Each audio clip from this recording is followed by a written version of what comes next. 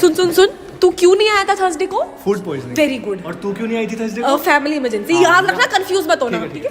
निस्मान, हम सब लोग आज बुलडॉग जा रहे हैं, तुम लोग चलोगे ना?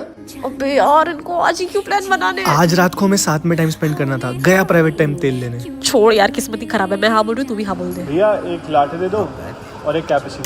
अरे हार्दिक भाई, तुम दो कॉफी किस लिए ले रहे हो? वो ना, मैं दोनों कॉफी मिक्स करके पीता हूँ। कॉफी पी रहे हो या चाय? हार्दिक, निस्मान आज ऑफिस क्यों नहीं आई?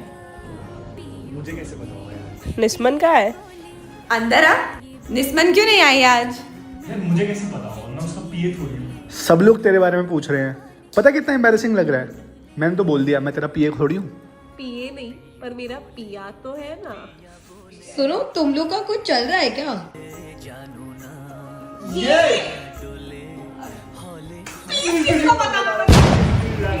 नौकरी चली जाएगी।